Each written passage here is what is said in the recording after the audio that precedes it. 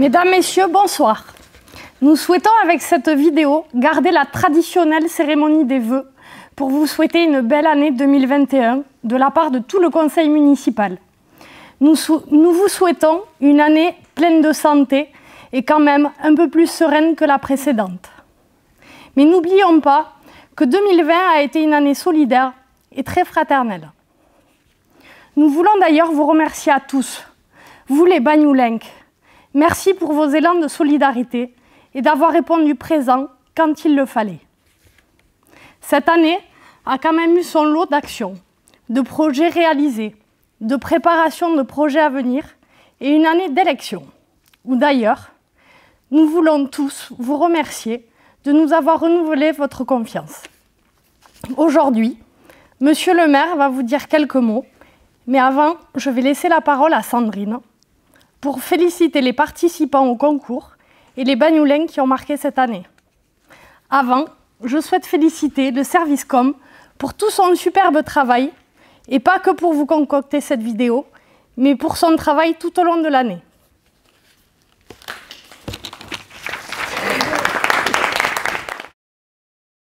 Bonsoir à tous et meilleurs vœux.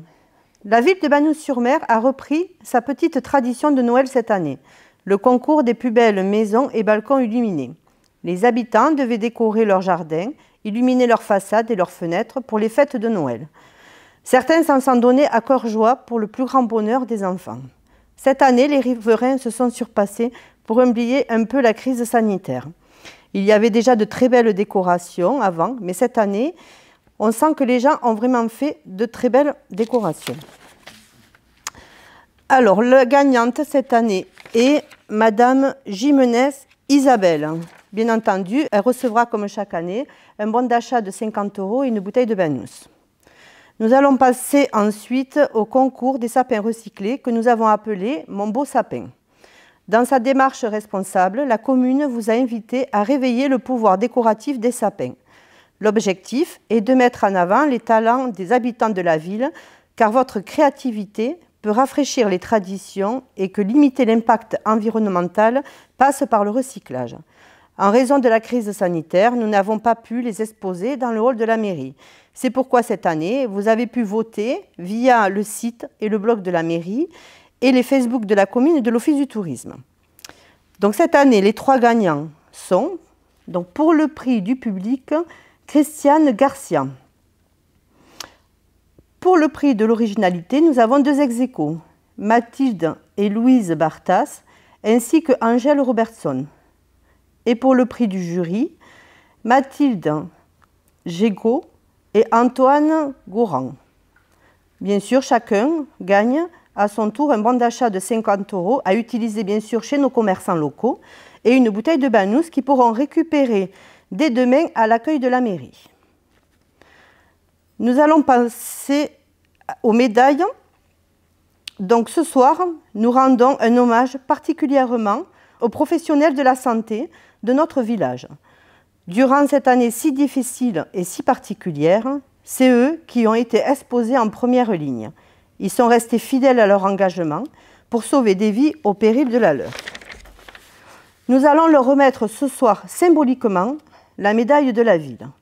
Mesdames et messieurs, nous vous exprimons par ce geste notre reconnaissance infinie pour l'abnégation et le sens du devoir dont vous avez fait preuve tout au long de ces derniers mois. Vous étiez là, présents, rassurants. Nous ne pourrons jamais assez vous remercier. Cette médaille viendra récompenser tous ceux et celles qui se sont particulièrement dévoués pour combattre la pandémie et permettre à notre village de continuer à avancer. Merci beaucoup.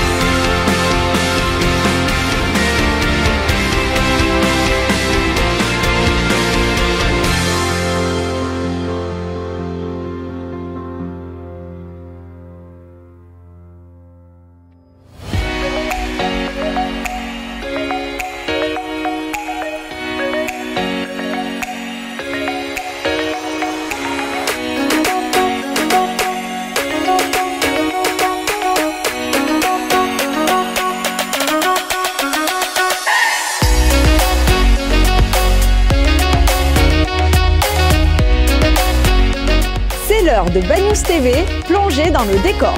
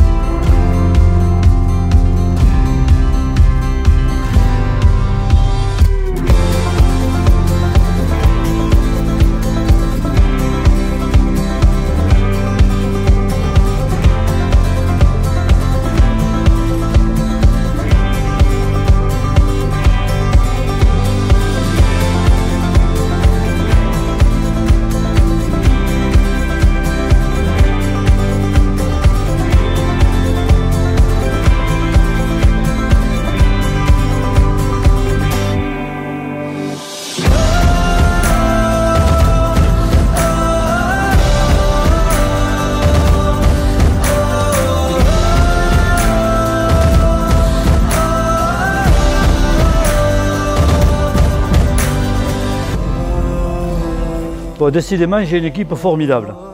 Mesdames, Messieurs, les représentants des anciens combattants, Mesdames, Messieurs, les représentants des corps constitués, Mesdames, Messieurs, les représentants des forces de l'ordre, Mesdames, Messieurs, les élus, Mesdames, Messieurs, les représentants des corps de sapeurs-pompiers et des élèves sapeurs-pompiers, Mesdames, Messieurs, les représentants de la RIS, toujours présents sur le terrain, Mesdames, Messieurs, les bénévoles de l'ensemble des associations qui nous ont accompagnés tout au long de l'année, amis de la chorale.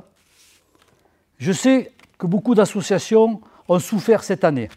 Je voudrais les remercier d'avoir répondu positivement à nos rencontres où ensemble et en concertation, nous avons mis en place les moyens à travers les subventions nécessaires à leur fonctionnement, tout en prenant en compte la situation du confinement et les répercussions économiques sur notre commune.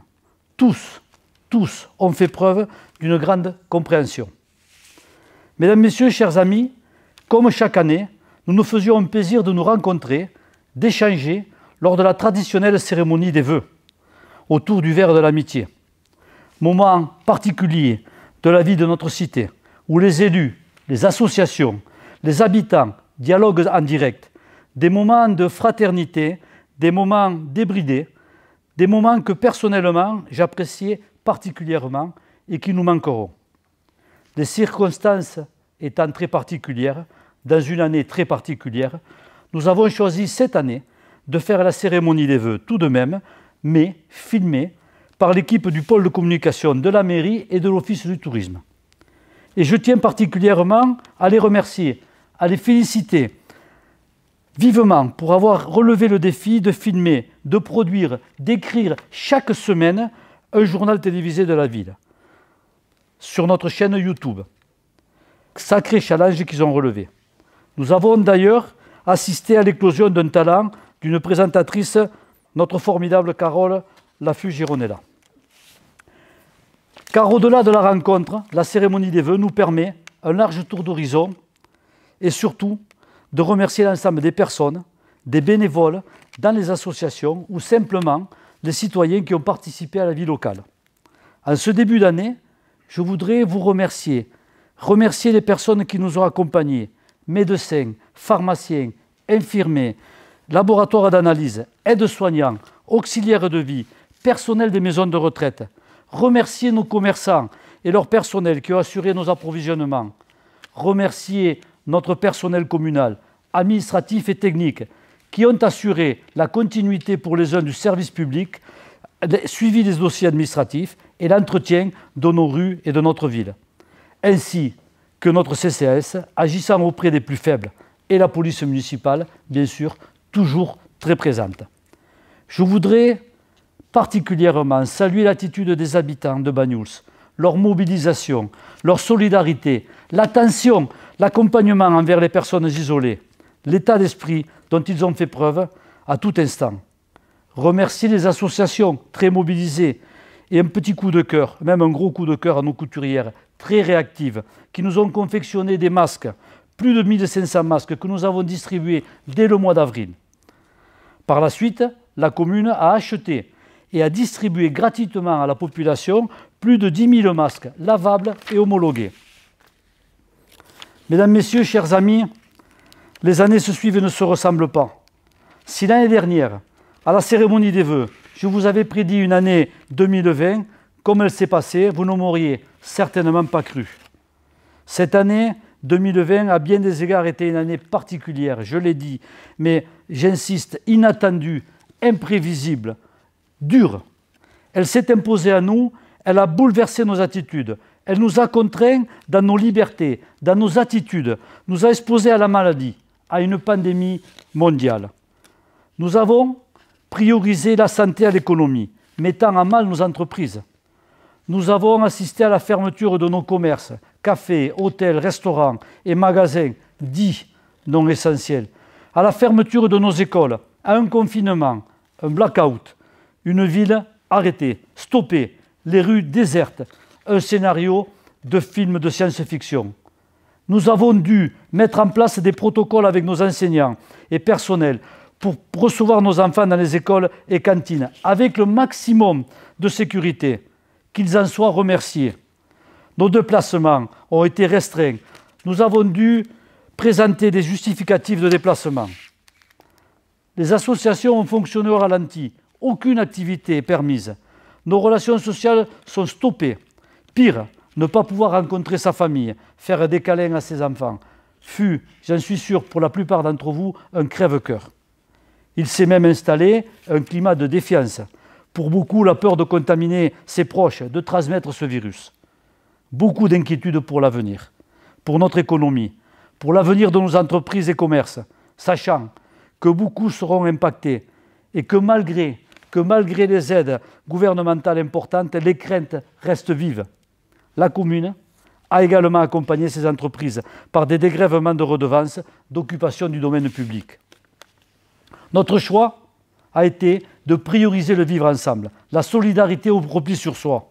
Collectivement, nous avons fait preuve d'une faculté de résilience, de résistance, qui me font dire aujourd'hui combien je suis fier, très fier, d'être votre maire, et qu'à aucun moment, je me suis senti seul, mais bien au contraire, senti épaulé, entouré de personnes, de bénévoles, d'équipes à la farouche volonté d'être utile, d'être présent, plus, d'être des acteurs au service des plus faibles, d'un collectif, tout simplement, de se mettre au service de leur ville.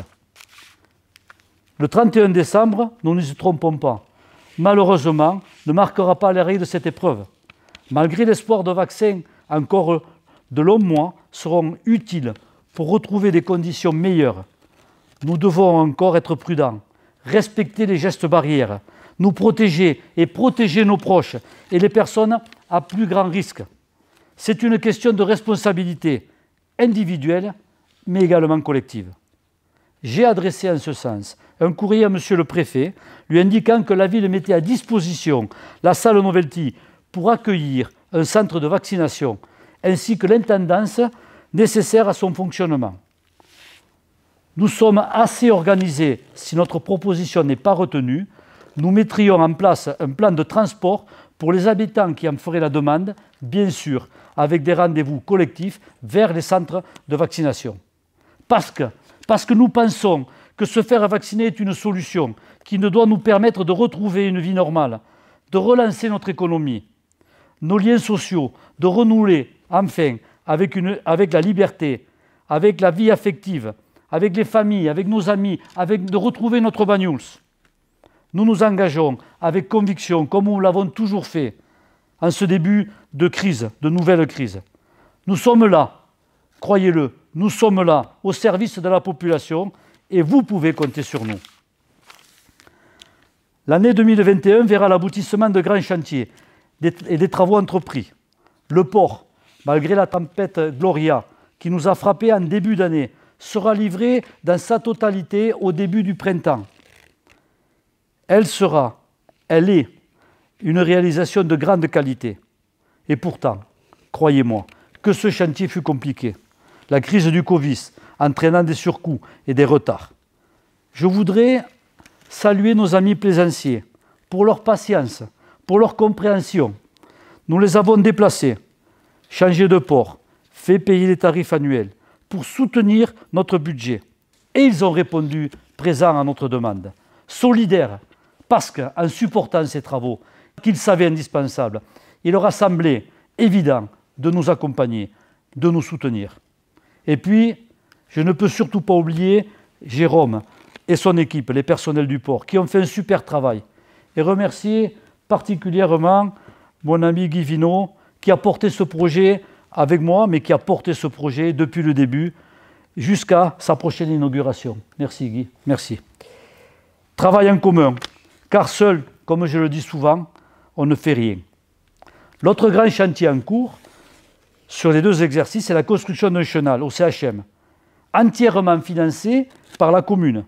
Il sera terminé et livré fin février, début mars, permettant, je le rappelle, mais c'est très important que nous l'ayons en mémoire, la construction des 2 maisons de retraite, dont une est en grand danger de fermeture, et le maintien de la masse, maisons d'accueil spécialisées. Ce sont 220 emplois qui sont ainsi préservés. Et si ce chenal n'avait pas été fait, si ces travaux n'avaient pas été entrepris, ces emplois auraient quitté Banyuls.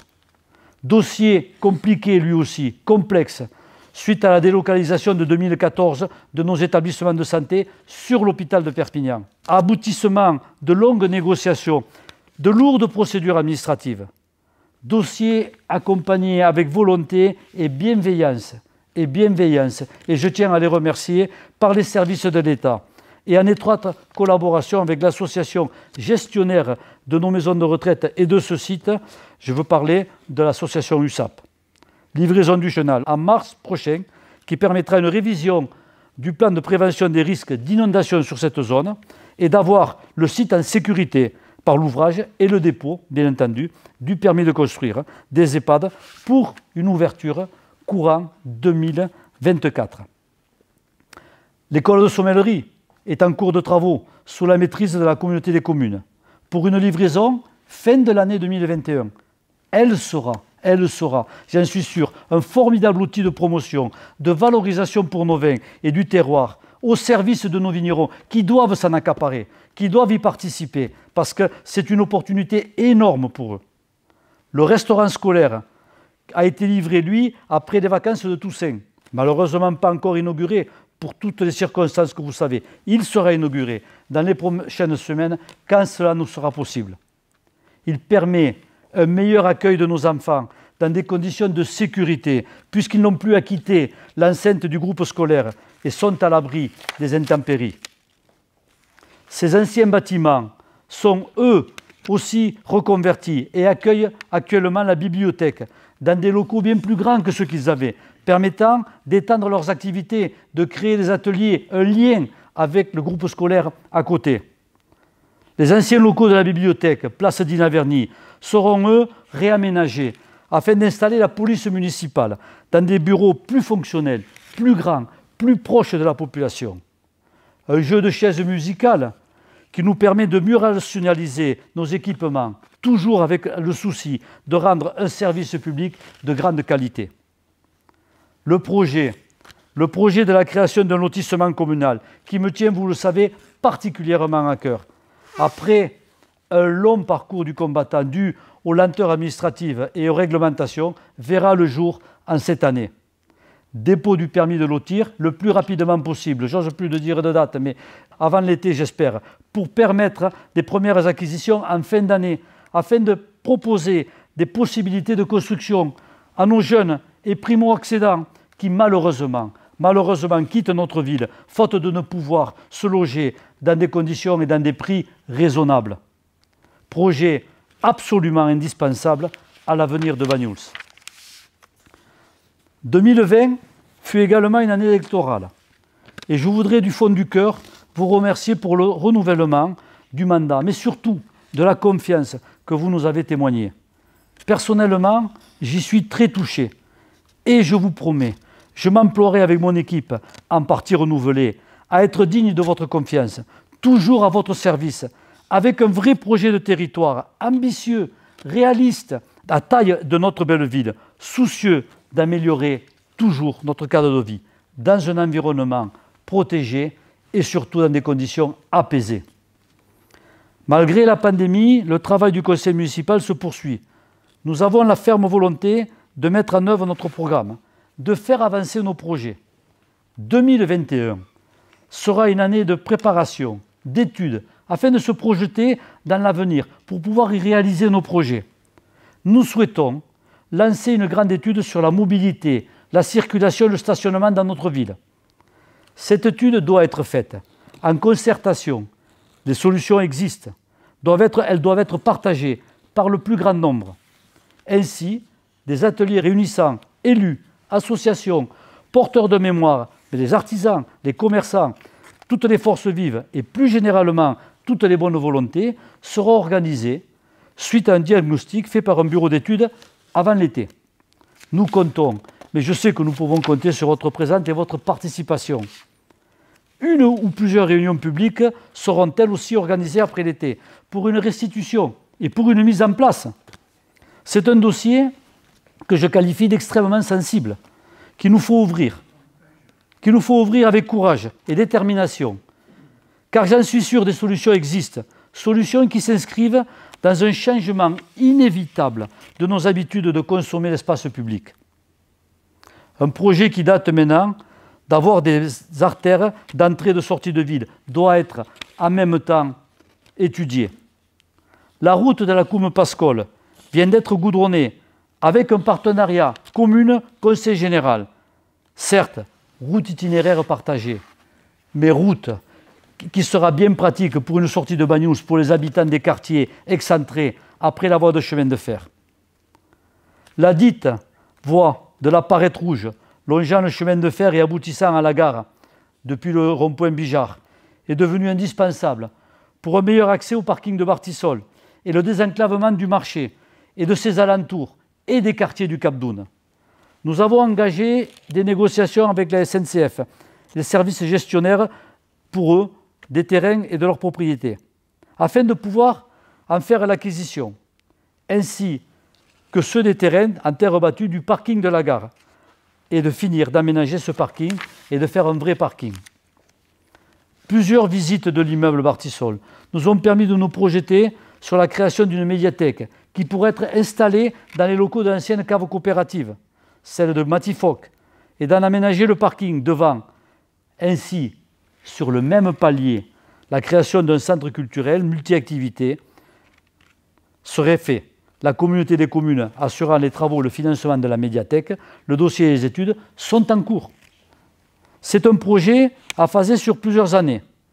Nous souhaitons réhabiliter cette bâtisse à l'architecture très intéressante et très grande, qui va devenir un centre multi-activités, une maison des associations, un centre culturel, regroupant ainsi les activités sportives en salles telles que le judo, la danse, le ping-pong, la GRS, si elle revenait, des salles de sport, toute expression artistique et corporelle, et bien d'autres.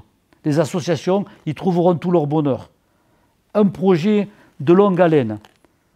Le clubhouse, lui, en construction depuis quelque temps, est en voie d'achèvement et sera livré en ce début d'été, pour la plus grande joie des associations et des utilisateurs de notre stade.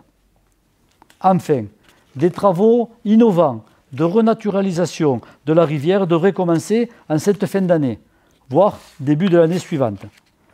Sachant que la ville a porté ce dossier jusqu'au transfert à l'intercommunalité de toutes les compétences sur la gestion du milieu aquatique et des eaux et des cours d'eau. Elle a elle-même délégué la gestion au SIGA du TEC, compétent qui va être en charge maintenant de ce dossier. Projet très bien subventionné, à faible coût pour nous, qui répond à une interdiction, et je le précise, à une interdiction de stationnement dans les cours d'eau par les services de l'État. Un projet qui correspond également à notre volonté d'un aménagement écologique de notre ville. Cette rivière deviendra un véritable poumon vert traversant notre ville avec un cheminement doux, surtout pendant l'été et en saison sèche. Un aménagement de parking de périphérie est en cours d'étude et sera à l'ordre du jour de notre concertation municipale pour pallier à ce besoin de stationnement qui se faisait dans cette rivière. Mais je ne veux pas anticiper aujourd'hui le travail des commissions. Laissons travailler les groupes et les commissions. Vous voyez, mesdames, messieurs, chers amis, une année bien remplie de travail. Et malheureusement, encore beaucoup d'incertitudes nous attendent. Notre rôle, notre mission, plus, en tout cas, et celle que vous nous avez confiée, nous pousse à prévoir, à travailler, à mettre en place notre projet de territoire, et à préparer notre avenir et celui des générations futures. Mesdames, Messieurs, chers amis, qu'il me soit permis en cette année si délicate, et pour une année 2021 qui s'annonce, j'en suis sûr pleine d'espoir, de vous présenter, à mon nom et celui du conseil municipal, nos meilleurs vœux de santé, de prospérité, mais surtout, meilleurs vœux de bonheur. Ayons collectivement, et aussi par des actions personnelles, une pensée pour tous nos concitoyens qui sont à l'épreuve de la maladie ou celle de la solitude. Que cet esprit de solidarité, de fraternité, nous habite encore pour de nombreuses années. Que tout ce qui fait nos différences, qui nous rassemble, comme ce fut le cas en 2020. Meilleurs vœux pour 2021.